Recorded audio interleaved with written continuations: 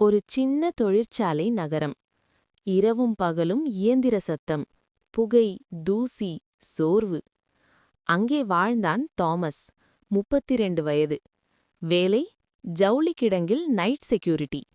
இரவு 8 மணி டியூட்டி ஆரம்பம். காலை 6 மணி டியூட்டி முடிவு. காலை 7 மணி தரையில் மெத்தையில் சரிந்து தூக்கம். அவன் வாழ்க்கை ஒரு லூப் மாதிரி. சம்பளம் குறைவு. காலனியில் துளை.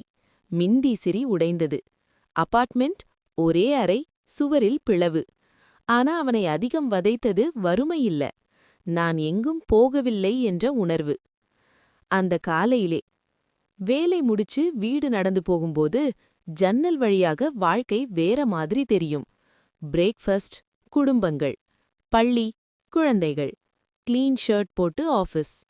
அவர்கள் வாழ்க்கை ஃபார்வர்ட், என்னோட வாழ்க்கை ரீவைண்ட். அவன் முயற்சி பண்ணினான், வேலைக்கு அப்ளை பண்ணினான், ரிஜெக்ட். ஸ்கில்ஸ் கற்றுக்கொள்ள ட்ரை பண்ணினான், தூக்கம் ஜெயிச்சது. ஒரு நாள் நவம்பர் மாத குளிர்.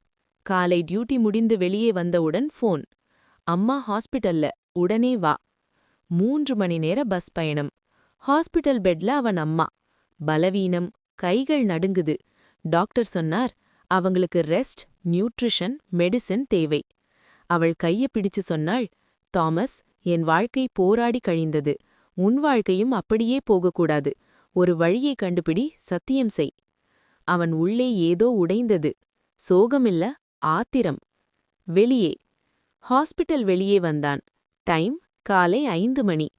பனித்துளி, பறவைகள் குரல். விவசாயிகள் வயலுக்கு நடந்து போகிறார்கள். அந்த அமைதியில் அவன் கிசுகிசுத்தான். இனி வேண்டாம், என் வாழ்க்கை இப்படி முடியாது. திரும்பும் பஸ்ஸில் அவனுக்கு எதிரே ஒருவர், நன்றாக ட்ரெஸ், புத்தகம் படிக்கிறார். அவர் நகரத்தில் பல கடைகள் வைத்த திரு சென். தாமஸ் கேட்டான், சார், இவ்வளவு சீக்கிரம் ஏன் விழிக்கிறீர்கள்? நான் தினமும் 4:30 மணிக்கு எழுவேன். 5 முதல் 7 மணி நேரம் என் வாழ்க்கையை கட்டும் நேரம்.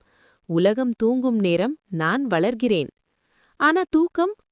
9:30 மணிக்கு படுக்கை. 7:30 மணி நேரம் போதும். அவர் தாமஸை நேராக பார்த்தார். உலகம் வேலை செய்யும் நேரத்தில் நீ தூங்குகிறாய். உலகம் தூங்கும் நேரத்தில் நீ வேலை செய்கிறாய். அதனால்தான் நீ சிக்கியிருக்கிறாய். அவர் முன் சாய்ந்தார். இளைஞனே, காலை 5 மணி முதல் 7 மணி வரை அது சாதாரண நேரமில்ல, அது வாழ்க்கை மாற்றும் ஆயுடம். அந்த வார்த்தைகள் தாமஸின் உள்ளே மின்னல் போல பட்டது. அந்த நாள் முடிவு. அவன் மனதில், நான் இன்னும் செக்யூரிட்டி கார்ட் தான். ஆனா நாளை காலை 5 மணி, அது என் வாழ்க்கையின் முதல் நாள்.